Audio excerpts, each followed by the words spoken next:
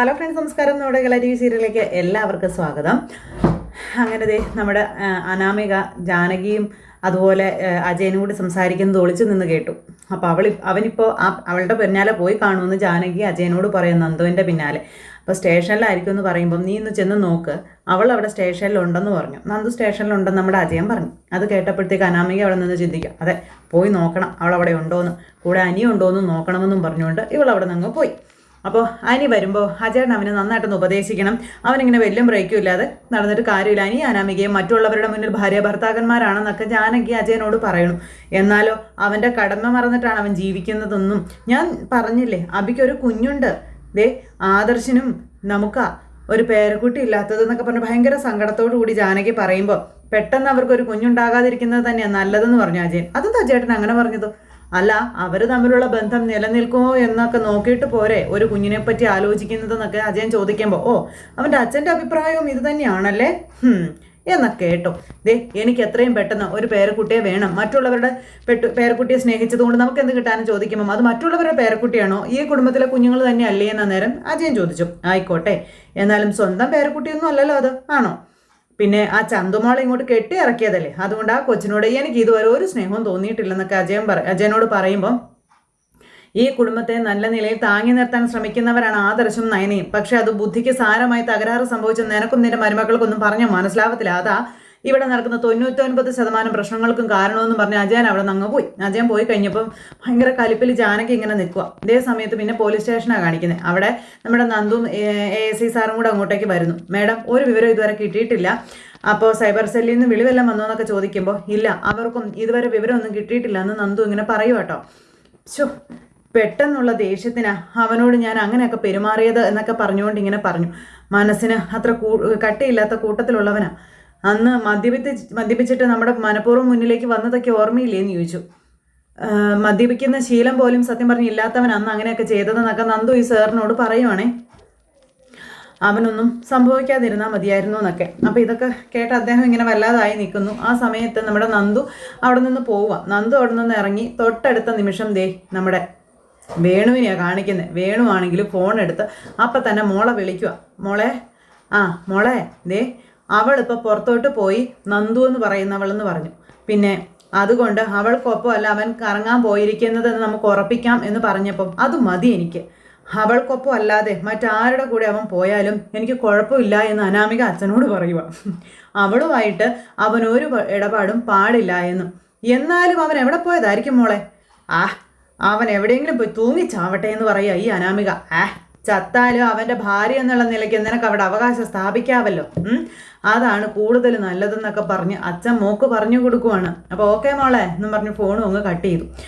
ഈ നേരം വരെ രാത്രിയായി. ഈ നേരം വരെ ഒരു വിവരവും കിട്ടിയിട്ടില്ല അനിയുടെ. ഒരു SIയുടെ കാര്യം ഇങ്ങനെയൊക്കെ തന്നെയാണ്. മകളെ കാണാത്തതിൻ്റെ പേരിൽ ആവലാതിയോടുകൂടി നമ്മുടെ അച്ഛൻ സംസാരിക്കുക, അതായത് ഗോവിന്ദേട്ടൻ. അപ്പോൾ ഒരു SIയുടെ കാര്യങ്ങൾ ഇങ്ങനെയൊക്കെയാണ്, അവർക്ക് കൃത്യസമയത്തൊന്നും വരാൻ പറ്റത്തില്ലെന്നൊക്കെ കനകം ഇങ്ങനെ അച്ഛനോട് പറയുന്നു. വന്നാലോ ആരെങ്കിലും വിളിക്കുമ്പോൾ പോവുകയും വേണമെന്ന്. അങ്ങനെ ഇത് പറഞ്ഞു തീർന്നില്ല. തൊട്ടടുത്ത നിമിഷം തന്നെ വീട്ടിലേക്ക് നന്ദു വന്നു. അപ്പം നന്ദു വന്നു കഴിഞ്ഞപ്പോൾ എന്താ മോൾ ഇത്ര വൈകിയെന്ന് ചോദിച്ചു. അപ്പോൾ രാവിലെ അനി എന്നെ കാണാൻ വന്നായിരുന്നു, ഞാൻ അനിയോട് കുറച്ച് മോശമായിട്ടാണ് സംസാരിച്ചതെന്നും അതിനുശേഷം അവനെപ്പറ്റി ഒരു വിവരവും ഇല്ലെന്നുള്ള കാര്യങ്ങൾ നമ്മുടെ നന്ദു ഇങ്ങനെ ഇവരോട് പറയുമ്പോൾ, അയ്യോ മോളെ എന്നും പറഞ്ഞ് കനകം. അപ്പോൾ അമ്മ എന്നെ തല്ലിയ ദേഷ്യത്തിലാണ് ഞാൻ അവനോട് അങ്ങനെയൊക്കെ പെരുമാറിയതെന്നും പിന്നെ അത് കുഴപ്പമായെന്ന് തോന്നുന്നതെന്നൊക്കെ നന്ദു ഇങ്ങനെ ഇവരോട് പറയൂ കേട്ടോ. ഇവർക്ക് രണ്ടുപേർക്കും ആകെ ടെൻഷനായി. നയനേച്ചി വിളിച്ചപ്പോഴാണ് അവനെ കാണാനില്ല എന്നുള്ളൊരു വിവരം പോലും എന്നോട് പറയുന്നതെന്നും പറഞ്ഞു. ഇപ്പോഴാണെങ്കിൽ അന്വേഷിക്കാവുന്ന സ്ഥലങ്ങളിൽ മൊത്തം ഞാൻ അന്വേഷിച്ചു, അവൻ്റെ ഫ്രണ്ട്സിനെയൊക്കെ ഞാൻ വിളിച്ചു, എവിടെയും അവൻ ഇതുവരെ ചെന്നിട്ടില്ലെന്നൊക്കെ നന്ദു ഇവരോട് പറയുകയും ചെയ്തു. സൈബർ സെല്ല് വഴി അന്വേഷിച്ചിട്ടും ഇതുവരെ വിവരമൊന്നും കിട്ടിയിട്ടില്ല എന്നും പറഞ്ഞു. ഇതൊക്കെ കേട്ടപ്പോഴത്തേക്ക് ഇവർക്ക് ആകെ ടെൻഷനായി. അപ്പോൾ മനസ്സിന് കട്ടിയില്ലാത്ത പയ്യനാ, അതുകൊണ്ട് മോളുടെ സംസാരം സഹിക്ക വയ്യാതെ എവിടേക്കെങ്കിലും പോയി കാണുമോ എന്നൊക്കെ ഇങ്ങനെ ഗോവിന്ദേട്ടൻ ചോദിക്കുമ്പം എനിക്കൊന്നും അറിയില്ല അച്ഛാ, അവൻ്റെ സ്വഭാവം എനിക്ക് നന്നായിട്ട് അറിയാം, അതുകൊണ്ടാണ് അവൻ വരുമ്പോഴൊക്കെ ഞാൻ ഒഴിഞ്ഞു മാറിപ്പോയിക്കൊണ്ടിരുന്നതെന്നൊക്കെ ഇങ്ങനെ പറയൂ കേട്ടോ. പിന്നെ ഇടയ്ക്ക് അവനെ അറസ്റ്റ് ചെയ്യാൻ വേണ്ടി ഞാൻ ചെക്കിങ്ങും കാര്യങ്ങളൊക്കെ നടത്തിക്കൊണ്ടിരുന്നപ്പോൾ അവൻ ഇടയ്ക്ക് അവിടേക്ക് മദ്യപിച്ച് വണ്ടി ഓടിച്ച് വന്നതാണ്. അന്ന് ഞാൻ അവനോട് പോയിക്കോളാൻ പറഞ്ഞപ്പോൾ മദ്യം കഴിച്ചിട്ടുണ്ട്, അതുകൊണ്ട് അറസ്റ്റ് ചെയ്യണമെന്ന് പറഞ്ഞ് അവൻ വാശി പിടിക്കായിരുന്നു എന്നുള്ള കാര്യമൊക്കെ നന്ദു ഇങ്ങനെ പറഞ്ഞു. അതൊക്കെ നയനമോൾ ഞങ്ങളോട് പറഞ്ഞ കാര്യങ്ങളാണ് മോളെ. ഗോവിന്ദേട്ട ഈ പയ്യൻ്റെ പോക്ക് എങ്ങോട്ടാണെന്ന് മനസ്സിലാകുന്നില്ലല്ലോ എന്ന് പറയുമ്പം അമ്മേ അവൻ എന്തെങ്കിലും ആപത്തുണ്ടായാൽ അതെനിക്കൊരിക്കലും സഹിക്കാൻ പറ്റുന്നതല്ല എന്ന് നന്ദു അന്നേരം അച്ഛനോടും അമ്മയോടും പറഞ്ഞു. അവൻ എന്ത് സംഭവിച്ചാലും അതിന് ഉത്തരവാദി ഞാൻ മാത്രമാണെന്നൊക്കെ നന്ദു ഇങ്ങനെ ഇവരോട് പറയുക. ആ കുറ്റബോധത്തിൽ നിന്നും ഒരിക്കലും എനിക്ക് രക്ഷപ്പെട്ടു പോരാൻ പോലും പറ്റില്ല എന്നൊക്കെ പറഞ്ഞു.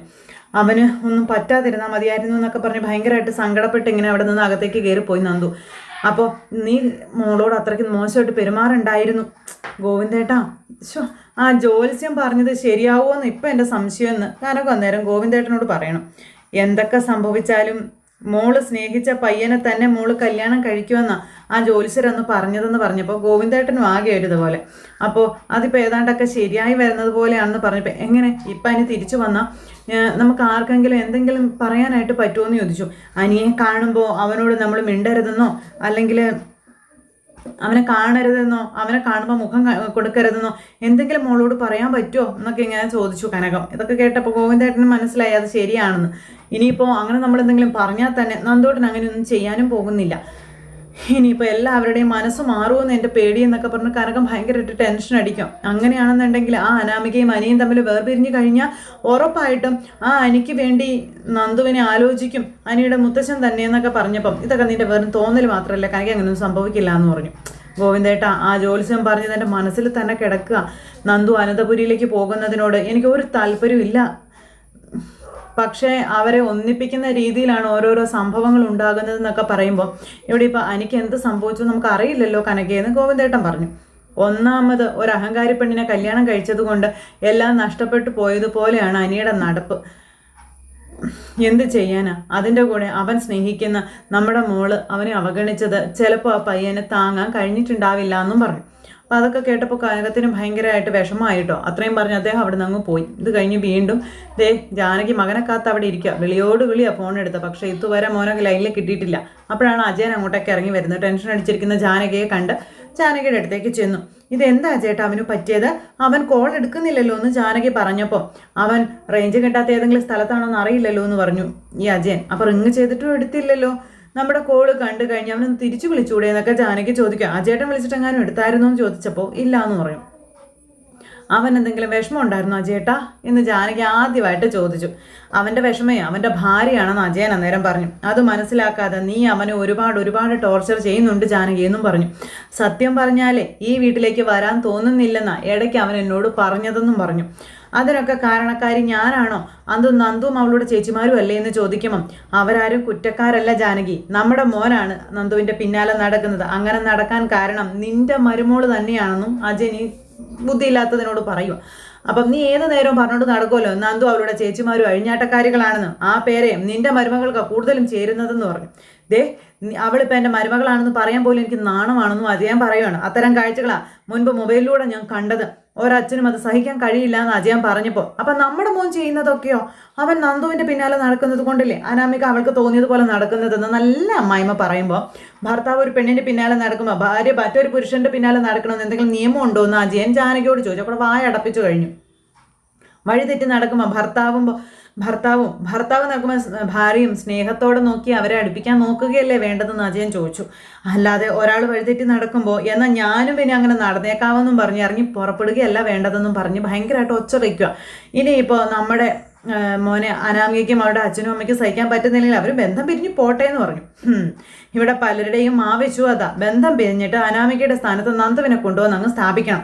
അതിന് ഞാൻ സമ്മതിക്കില്ല അജയേട്ടാ എന്ന് പറയുമ്പോൾ ഞാൻ മനസ്സിലാക്കിയെടുത്തോളം നന്ദുവിന് അങ്ങനെ ഒരു ആഗ്രഹം ഇല്ല എന്നും നമ്മുടെ മകൻ്റെ മനസ്സിൽ ആ കൊച്ച് കടന്നു കൂടിയിട്ടുള്ളതാണെന്നും അതങ്ങനെ എടുത്തു കളയാൻ പെട്ടെന്നൊന്നും കഴിയില്ല എന്നും അജയനുള്ള കാര്യങ്ങളും ഈ ജാനകിയോട് പറഞ്ഞു.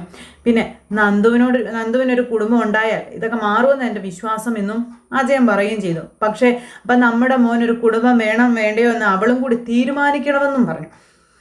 ഇതിനൊന്നും മറുപടിയില്ല ജാനകിക്ക്. അപ്പം നീ ഇഷ്ടപ്പെടുന്ന നിൻ്റെ മരുമോളില്ലേ അവളിനി നമ്മുടെ മോനോടുള്ള പ്രതികരണത്തിൻ്റെ അടിസ്ഥാനം അവൾ വേറൊരു കുടുംബം ഉണ്ടാക്കാൻ തീരുമാനിച്ചിട്ടുണ്ടെങ്കിൽ ഇതൊന്നും നടക്കില്ലെന്നും പറഞ്ഞ് അജയൻ അവിടെ നിന്ന് പോയി. ഇവള് ഞെട്ടിപ്പോയി കേട്ടോ. അത് കഴിഞ്ഞ് പിന്നെ കാണിക്കുന്നത് അനാമികയാണ്. അപ്പോൾ അനാമിക അതേ സിനിമ കാണാൻ പോവുകയാണെന്നും അപ്പോൾ എനിക്ക് അവനും എൻ്റെ കൂടെ ഉണ്ട്, അവൻ്റെ കൂടെ കുറച്ച് നേരം ഇരിക്കാമല്ലോ എന്നും പറഞ്ഞ് ഫോണിൽ വിളിക്കുക. ആരാണ്ടോട് പറയാം.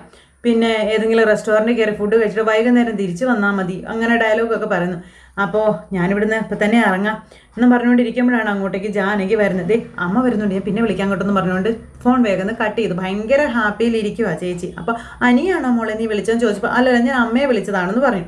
അനി മോളെ വിളിക്കുകയോ മറ്റോ ചെയ്തായിരുന്നു ചോദിക്കുമ്പം അങ്ങനെ ഒരു അത്ഭുതം സംഭവിക്കത്തില്ലല്ലോ അമ്മേ, അവനിവിടുന്ന് പുറത്ത് പോയി കഴിഞ്ഞാൽ എന്നെ വിളിക്കാറില്ലല്ലോ എന്നും പറഞ്ഞുകൊണ്ട് അനാമിക പറഞ്ഞു. മോൾ അങ്ങോട്ടെങ്ങനെ വിളിച്ചായിരുന്നോ? ഞാൻ വിളിച്ചില്ല, എൻ്റെ കോള് കണ്ട അവൻ അത് അറ്റൻഡ് ചെയ്യില്ല എന്നും. എന്തു പറ്റി അമ്മേ എന്നും ചോദിച്ചു. കുറേ നേരമായിട്ട് ഞാൻ അവനെ വിളിക്കാം, അവനാണെങ്കിൽ എടുക്കുന്നില്ല എന്ന് ജാനകി പറയുമ്പം അതോർത്ത് അമ്മ ടെൻഷൻ ആവണ്ട, അവൻ അവളുടെ പിന്നാലെ അങ്ങനെ ചുറ്റിത്തിരിയായിരിക്കും അന്ന് നന്ദുവിൻ്റെയെന്നും പറഞ്ഞുകൊണ്ട് ഇവള് ഈ രീതിയിൽ ജാനകിയോട് പറഞ്ഞു. അപ്പോൾ ജാനകിക്ക് അത് അത്രയ്ക്ക് അങ്ങ് ഇഷ്ടപ്പെട്ടില്ല കേട്ടോ. അപ്പോൾ അവളിപ്പോൾ അവനോട് കറക്കം ആരംഭിച്ച് കാണുമെന്നൊക്കെയാണ് ഡയലോഗുകൾ. ഇനി എല്ലാം കഴിഞ്ഞ് ലാസ്റ്റ് ആയിരിക്കും ഇങ്ങോട്ട് വരുന്നത് ഞാൻ ഉറങ്ങി കഴിയുമ്പോൾ. അപ്പം പിന്നെ ഞാനുമായിട്ട് വഴക്കിടേണ്ടി വരില്ലല്ലോ എന്നൊക്കെ പറഞ്ഞ അനാമികയോട്, മോളെ നിങ്ങളുടെ ജീവിതം ഇങ്ങനെ പോയാൽ അത് എവിടെ ചെന്ന് നിൽക്കും? മിക്കവാറും ഡിവോഴ്സിൽ തന്നെ ചെന്ന് നിൽക്കുമെന്ന് എനിക്ക് തോന്നുന്നതെന്ന് അനാമിക പറയുമ്പം, അങ്ങനെ പറയല്ലേ മോളെ, എല്ലാം ശരിയാകും, മോളൊന്ന് സമാധാനപ്പെടുന്നു പറഞ്ഞു. അയ്യോ മോളെ സമാധാനിപ്പിച്ചിട്ട് അങ്ങ് പോവുകയാണ് ജാനകി. അങ്ങനെ ജാനകി പോയി കഴിഞ്ഞപ്പോൾ ഈ മരക്കഴുതേനെ പറ്റിക്കാൻ എളുപ്പമാണെന്നും പറഞ്ഞുകൊണ്ട് നമ്മുടെ അനാമിക അവിടെ സന്തോഷത്തോടെ നിൽക്കുക.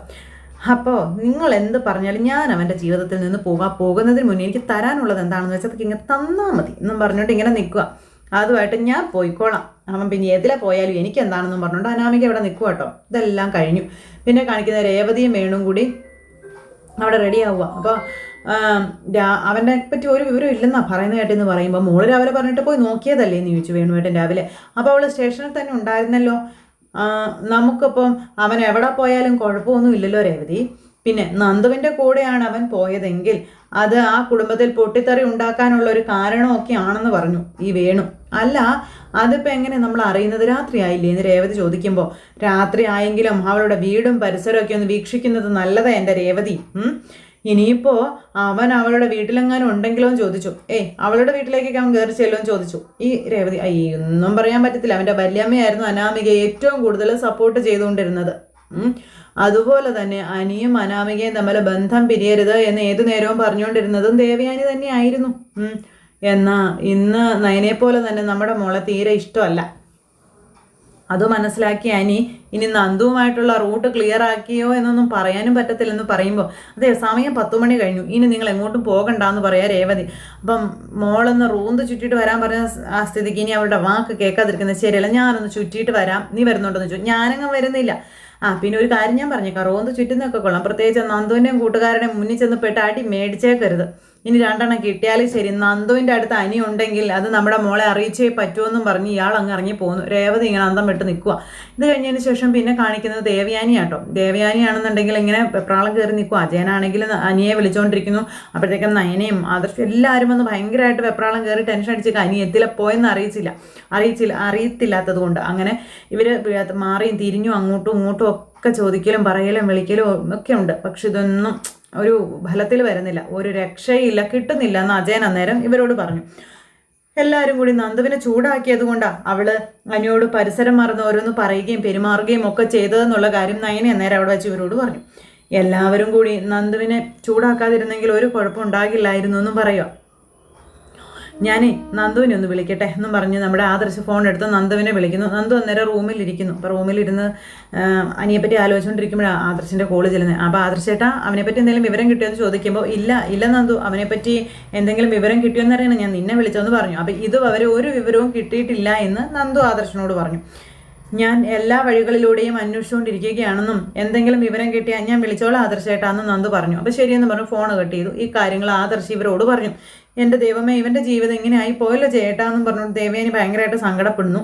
അതുപോലെ എന്ത് ചെയ്യാനാ, അവനെപ്പോലെ നല്ലൊരു പയ്യന് എത്ര നല്ല നല്ല ബന്ധങ്ങൾ കിട്ടേണ്ടതാ, എന്നിട്ട് കയറി വന്നതോ കുടുംബം മുടിക്കുന്ന ഒരുത്തിയായി പോയെന്നൊക്കെ നമ്മുടെ ജയൻ ഇങ്ങനെ പറഞ്ഞു. അതിന് അവളെ കുറ്റം പറയണ്ട, അവൻ തന്നെയല്ലേ അവളെ ഇങ്ങോട്ട് കൂട്ടിക്കൊണ്ട് വന്നതെന്ന് ചോദിച്ചപ്പോൾ പക്ഷേ അവൻ അവസാന നിമിഷം വരെ ആ കല്യാണം വേണ്ടാന്നും പറഞ്ഞ് വാശി പിടിച്ചതല്ലേന്ന് ചോദിച്ചു. അങ്ങനെ വാശി പിടിച്ചിരുന്നത് വേറെ ആരും അറിഞ്ഞിരുന്നില്ലല്ലോ എന്ന് അജയൻ അന്നേരം പറഞ്ഞു. അതിനും ഒന്നും മിണ്ടിയില്ല നയന. നേരത്തെ അറിഞ്ഞത് മോളാണെന്നും മോള് പക്ഷെ ആ ബന്ധത്തിന് എതിരായിരുന്നു എന്നൊക്കെ പറഞ്ഞപ്പോൾ അതിപ്പോഴും അങ്ങനെ തന്നെ ഇളയച്ച, ഞാൻ ഒരിക്കലും അനിയുടെ അമ്മയെ വിഷമിപ്പിച്ചുകൊണ്ട് ഒരു ബന്ധം ചെയ്യുന്നതിൽ അർത്ഥമൊന്നുമില്ല എന്ന് പറയുമ്പോൾ ഓരോരോ നഷ്ടങ്ങൾ സംഭവിക്കുമ്പോഴേ ചെയ്തത് തെറ്റാണെന്നുള്ളതൊക്കെ തോന്നത്തുള്ളൂ മോളെ എന്നും പറഞ്ഞുകൊണ്ട് നമ്മുടെ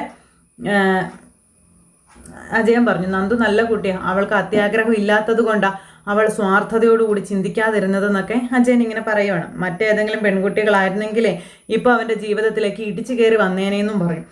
പിന്നെ പ്രത്യേകിച്ച് ആ അനാമികയും അവനും തമ്മിലുള്ള ബന്ധം ഈ രീതിയിൽ മുന്നോട്ട് പോയിക്കൊണ്ടിരിക്കുന്ന സാഹചര്യത്തിലെന്നും പറഞ്ഞുകൊണ്ട് നമ്മുടെ അജയൻ പറഞ്ഞു, ഇപ്പോൾ തർക്കിക്കേണ്ട സമയമൊന്നുമല്ല, ഇപ്പോൾ ഇത് എത്രയും പെട്ടെന്ന് അവനെപ്പറ്റി എന്തെങ്കിലും വിവരം കിട്ടണമെന്നൊക്കെ പറഞ്ഞ് ഇങ്ങനെ ഇവർ തമ്മിൽ ഇതിനെപ്പറ്റി ചർച്ച ചെയ്തുകൊണ്ടിരിക്കുന്നു. അപ്പോൾ അങ്ങനെ ഇവർ തമ്മിലിങ്ങനെ അനിയെ അന്വേഷിച്ചുകൊണ്ടിരിക്കുന്നിടത്ത് ഇന്നത്തെ കഥ അവസാനിച്ചു. അപ്പോൾ എല്ലാവരും കാത്തിരുന്ന് കാണണം. എല്ലാവർക്കും നല്ലൊരു ദിവസം ആശംസിക്കാം കേട്ടോ. വീണ്ടും കാണുന്നത് വരെ എല്ലാവർക്കും ടാറ്റാ.